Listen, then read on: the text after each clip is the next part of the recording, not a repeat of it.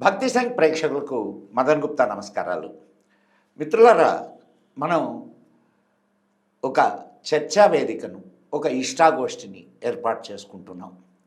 ఈ ఇష్టాగోష్ఠిలో అనేక మంది లబ్ధప్రతిష్ఠులైనటువంటి వారు, అనేక రంగాలలో కృషి చేసిన వారు, మన ధర్మానికి నిరంతరం సేవ చేస్తున్నటువంటి వారు, వారి యొక్క అభిప్రాయాలను తెలుసుకోవడానికి ఈ ఇష్టాగోష్ఠి ఏర్పాటు చేయబడింది. ఈరోజు అటువంటి ఒక విలక్షణమైనటువంటి వ్యక్తి, విలక్షణమైన పీఠానికి వారు చైర్మన్, సనాతన ధర్మాన్ని చేతులడ్డుపెట్టి కాపాడుతున్నటువంటి అనేక మంది మహానుభావుల్లో మన ఎక్కిరాల కృష్ణమాచారి. చాలామందికి తెలియదు ఆయన పేరు, ఈకే అంటారు. వారు వరల్డ్ టీచర్స్ ట్రస్ట్ అని ఒక సంస్థను స్థాపన చేశారు. ఆ సంస్థకు ప్రస్తుతం చైర్మన్గా ఉన్నటువంటి వారు. వారి కథను కూడా వారి నోటితో వింటే మనకు బాగుంటుంది. వారి ప్రయాణం, వారి జీవన గమనం. ఆయన 76 సంవత్సరాల వయసులో కూడా 25 సంవత్సరాల యువకుడుగా పనిచేస్తున్నటువంటి గొప్ప వ్యక్తి. ధర్మం కోసం, దేశం కోసం నిరంతరం తాపత్రయపడే వ్యక్తి శ్రీ సిహెచ్ఎస్ఎన్ రాజు గారు. వారు ఈరోజు మనతోటి భక్తి సంఘ్ స్టూడియోలో ఉన్నారు. వారి నుంచి అనేక విషయాలు, మన ఆధ్యాత్మిక విషయాలు, దేశం గురించి, మన శాస్త్రాలకు వెనుక ఉన్నటువంటి అర్థాన్ని తెలుసుకోవడానికి ప్రయత్నం చేద్దాం. ఇక ముందుకు కదులుదాం. వెల్కమ్ టు భక్తి సంఘ్ రాజు గారు. నమస్కారం అండి. నిజంగా రాజుగారే మీరు. మేము మా చిన్నప్పుడు ఈకే గారిని గురించి వినేవాళ్ళం, ఎకిరాల కృష్ణమాచార్య. నిజంగా వాళ్ళ కుటుంబం అండి చాలా అద్భుతమైన కుటుంబం సార్. ఎకిరాల కృష్ణమాచార్య, ఎకిరాల భరద్వాజ, ఆయన ఎకిరాల వేదవ్యాస, వీళ్ళందరూ వాళ్ళ నాన్నగారు అసలు బహుశా కారణ జన్ములండి వాళ్ళు. అటువంటి వారి సాంగత్యంలో అంటే ప్రత్యక్ష శిష్యులు మీరు. వారిని చూసే అవకాశం మాకు దొరకలేదు. మీ ద్వారా వారిని చూడడానికి ప్రయత్నం చేస్తాం. సార్, అసలు ఈ వరల్డ్ టీచర్స్ ట్రస్ట్ యొక్క ఆలోచన ఏమిటి? అంటే వీళ్ళ ఇప్పుడు ప్రధానంగా మన భారతీయ ఫిలాసఫీలో, తత్వశాస్త్రంలో సాధన అనేది చాలా ప్రధానమైనటువంటి విషయాన్ని మనకు చెప్తుంది. వీరు ఏ రకమైన సాధనని మనకు అందించారు? దీని గురించి కొంచెం చెప్పండి. తర్వాత మీ గురించి చాలా ప్రశ్నలు ఉన్నాయి నాకు. చాలా సంతోషం అండి.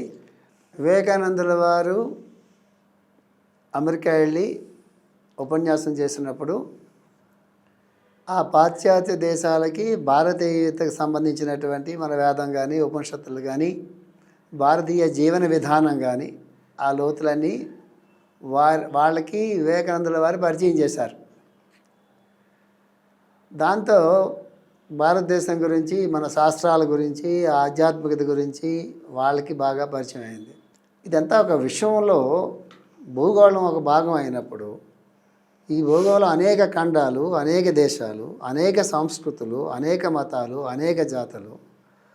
భారత జాతి ఎంత ప్రాచీన పురాతనమైందో అంత కాకపోయినా గత 2000, 3000, 4000 సంవత్సరాలకు ముందు కూడా అంత ప్రాచీనమైన సంస్కృతులు కొన్ని ఉన్నాయి. బాబిలోనియా కానీ, చాళియా కానీ, ఈజిప్ట్ కానీ లాంటి కొన్ని దేశాలకి వాళ్ళకు కూడా చాలా ఘనమైన సంస్కృతి ఉంది. వాళ్ళకు కూడా చాలా గొప్ప గొప్ప గ్రంథాలు ఉన్నాయి. అదంతా ఒక పార్ట్ నడుస్తూ ఉంటుంది. ఇక్కడ ఒక చిన్న ఇంటరాక్షన్ తీసుకోవచ్చా? చెప్పండి సార్. ఒకనాటి కాలంలో మొత్తం ప్రపంచం అంతా ఈ సనాతన ధర్మమే వెల్లివిరిసింది అని చెప్పి చెప్పడానికి అనేక ఆధారాలు మనకు దొరుకుతున్నాయి. సో మీరు చెప్తున్నటువంటి ఈ సంస్కృతులు ఏవైతే ఉన్నాయో వాటి మీద మన ప్రభావం ఉన్నదా? ఖచ్చితంగా ఉన్నదండి. ఎందుకు ఉన్నది అని చెప్తున్నానంటే, మనం ఎర్త్ కింద కొన్ని ప్లేట్స్ ఉన్నాయని చెప్పుకుంటాం మనం. అవును. కొంచెం బ్యాక్ టెక్టానిక్ ప్లేట్స్ ఉంటాయని చెప్పుకుంటాం. ఇవాళ ఉండే భారతదేశం, ఇండియా అంటున్నాం మనం, ఇది ఆసియా ఖండంలో ఉంది ప్రస్తుతం. కొన్ని వేల సంవత్సరాల క్రితం ఈ భారతదేశం కింద ఉండే ప్లేట్స్, ఈ భారతదేశం, ఈ ఆసియా ఖండం ఇప్పుడున్నటువంటి మిగతా ఖండాలతో కలిసి ఉండడానికి అవకాశాలు చాలా ఉన్నాయి అనేది ఒక పాయింట్. సైంటిఫిక్గా ఒక పాయింట్. Yes yes. అప్పుడు ఇప్పుడులాగా వీసాలు, పాస్పోర్ట్లకు సంబంధం లేకుండా ఉన్నటువంటి అందరూ కూడా ఈ దేశం నుంచి ఆ దేశానికి, అప్పుడు దేశాలు లేవుగా, కలిసిపోయి అన్నప్పటికీ ఆ ప్లేట్స్ కలిసిపోయి అన్నప్పుడు ఇటు నుంచి అటు, అటు నుంచి ఇటు వెళ్ళినప్పుడు వాళ్ళ కల్చర్స్ని పంచుకోవటం కానీ, వాళ్ళ సివిలైజేషన్ని పంచుకోవటం కానీ, వాళ్ళ విజ్డమ్ని పంచుకోవటం కానీ, ఇవన్నీ కూడా ఇది ప్యూర్ కామన్ సెన్స్. ఎప్పుడు విడిపోయినాయి, ఎట్లా విడిపోయినాయి అని ఇప్పుడు ప్రూఫ్స్ ఎవరు చూపించలేరు. ఎందుకు ఇప్పుడు మనకు మనుధర్మ శాస్త్రంలో అంటే మనువు యొక్క జీవిత చరిత్రను చేసేటప్పుడు ఆయన యొక్క కుమారులే ఇక్కడి నుంచి అన్ని వీటికి వెళ్ళారు అనేది అదే కదా. ఇప్పుడు జంబూద్వీపే భరత వర్షే భరతఖండే మీరు కూడా చాలా మాటలు మాట్లాడినప్పుడు నేను విన్నాను. వాటి బౌండరీస్ని ఇప్పుడు కూడా మనం పూర్తిగా చెప్పలేము. ఎందుకంటే అయిపోయిన తర్వాత మనం పుట్టాం. సృష్టి జరిగిన తర్వాత మనం పుట్టాం కాబట్టి సృష్టి గురించి చెప్పే అవకాశం మనిషికి ఎప్పటికీ రాదు.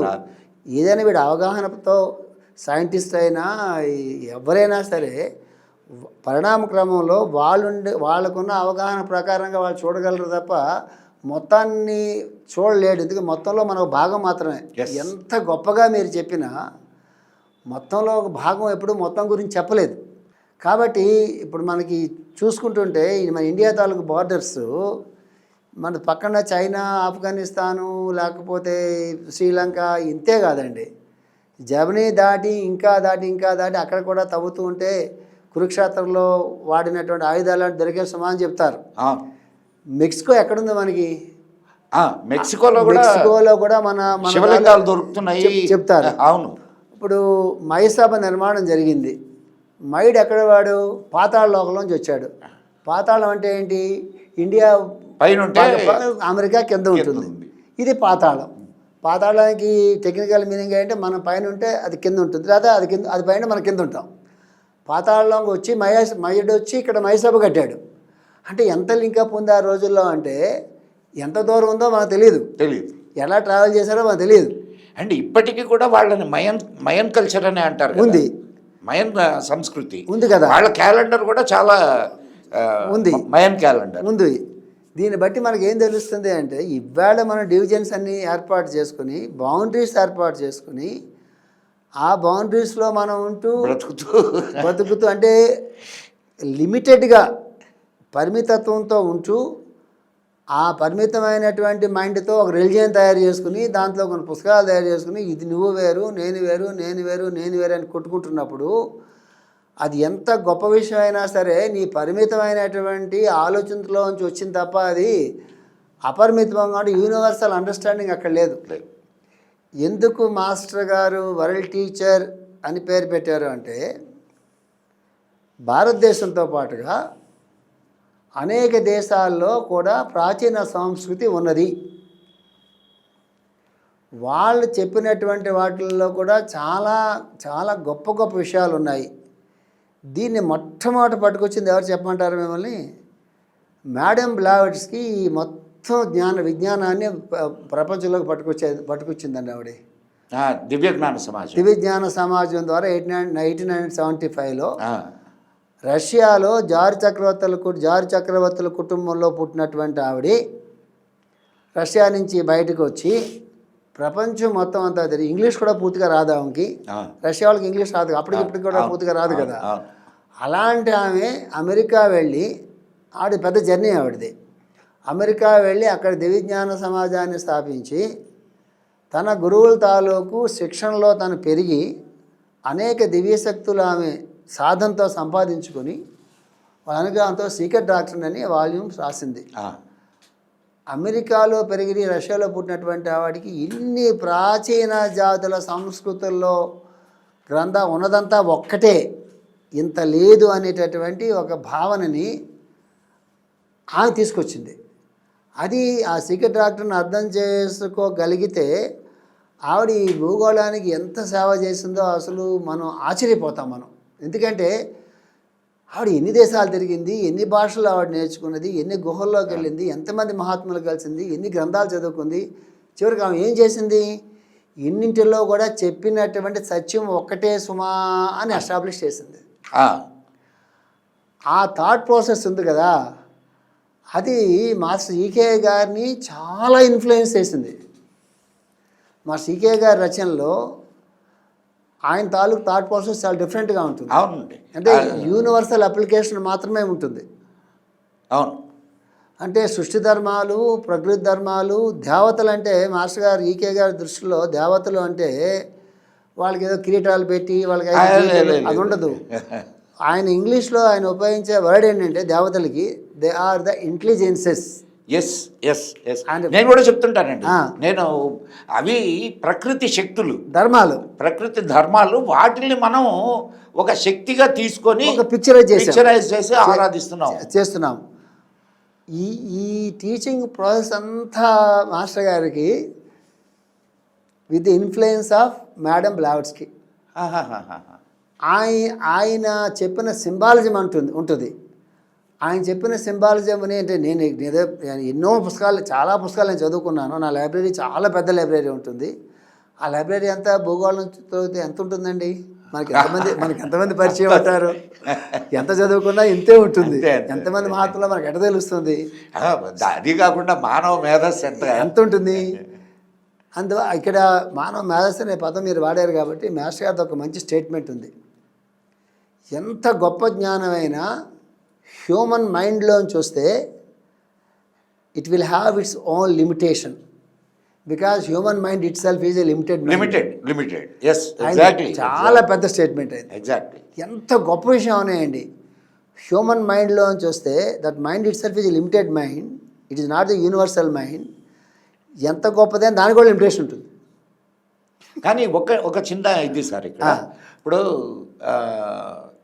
మన కాన్షియస్నెస్ని యూనివర్సల్ కాన్షియస్నెస్తో మనం కానీ అనుసంధానింపజేస్తే సో ఉండేటటువంటి జ్ఞానం అంతా ఆ యూనివర్స్ నుంచి మనం తీసుకోవచ్చు అనేది మన ఇండియన్ సిద్ధాంతం చెప్పేటటువంటి విషయం. అవును. మరి అటువంటప్పుడు ఇక్కడికి రాగానే అది లిమిట్ అయిపోతుంది, అంతే కదా? అంతే. ఇప్పుడు మేఘాల వర్షం వచ్చినప్పుడు అవి ఇలా పట్టుకుంటే ప్యూర్గా ఉంటాయి. అర్థ మీదకి వచ్చిన తర్వాత సముద్రంలో పడితే ఉప్పుగా ఉంటాయి, నదిలో పడితే తీయగా ఉంటాయి, బురదలో పడితే బురద అయిపోతాయి. అది వాటర్ ప్రాబ్లం కాదు, ఇక్కడ ఉండే స్థల ప్రభావం. దీని మళ్ళీ ఏం జరుగుతుంది, నేచర్ ప్రాసెస్ ఎలా ఉంటుంది? ఈ బురద నీళ్ళని బురదగా అట్టిపెట్టలేదు నేచర్, సూర్యుడు. మళ్ళీ వేసవకాలంలో బురదను ఎక్కడే అట్టిపెట్టి ప్యూర్ వాటర్ని పైకి తీసుకెళ్ళి మళ్ళీ మనకి ఇస్తున్నాడు. దాన్ని మనం ఏమంటున్నాము సాధనలో, కింద అధో లోకాల నుంచి ఊర్ధ్వ లోకాలకు వెళ్ళడం అంటే అర్థం ఏంటంటే బురద కాకుండా అందులో ఉండే వాటర్ని ఎలాగైతే సూర్యుడు ఊర్ధ్వముఖంగా తీసుకెళ్తున్నాడో అది దాని సాధన అని మనం అంటున్నాం. ఇందాక మీరు యూనివర్సల్ విశ్వ చైతన్యం, మన చైతన్యం అంటున్నారే, మాస్టర్ గారు దాన్ని తిప్పి చెప్తారు. ఎడ చెప్తారు ఆయన టీచింగ్ ఎలా ఉంటుంది చెప్పమంటారా? చిన్న ఎగ్జాంపుల్ చెప్తా ఆయన టీచింగ్ ఎలా ఉంటుందో. యూనివర్స్లో ఈ విశ్వ చైతన్యం, విశ్వ ప్రజ్ఞ అంతా ఒకలాగా ఉంటుంది. మనం కూడా అందులోంచి భాగంగా వచ్చేటప్పుడు అది మనలో కూడా ఉంటుంది. కానీ ఇందులో ఉండే చిన్న ప్రజ్ఞ పెద్ద ప్రజ్ఞలో ఐక్యం కావాలి, లేదా దాన్ని తెలుసుకోవాలి, దాని పట్ల మనం మేల్కోవాలి, ఆ అవేర్నెస్ రావాలి అని చాలా పదాలు వాడతాం. మాస్టర్ గారు అంటారు, అంత గందరగోళం ఎందుకు, నువ్వు ఉన్నదే స్పేస్లో అనుకో సరిపోతుంది. ఆ అభేదం ఎందుకు అక్కడ? అదే నువ్వు ఉన్నదో నీ భావనే, నువ్వు స్పేస్లో ఉన్నాను అనుకో అని చెప్పి ఎగ్జాంపుల్ చెప్తారు. ఆయన ఎగ్జాంపుల్స్ చాలా అద్భుతంగా ఉంటాయి. నేను ఆయన పుస్తకాలని నేను కంపేర్ చేస్తున్నాను, ఇలా టీచింగ్స్ అన్ని తీసి వేరే పెడుతున్నాను పక్కగా. అని చెప్తారంటే ఇక్కడ గది ఉంది, ఇదంతా స్పేసేగా. హాల్ ఉంది, హాల్ గోడల మధ్య ఏముంది? స్పేస్. స్పేస్ లేని చోట ఎక్కడ లేదు ఈ కదండి. బిల్డింగ్ కట్టలేదు, కట్టకముందు ఏముంది, స్పేస్ ఉంది. బిల్డింగ్ దేంట్లో కట్టారు, స్పేస్లో కట్టారు. బిల్డింగ్ కట్టిన తర్వాత గదులు దేంట్లో కట్టారు, స్పేస్లో కట్టారు.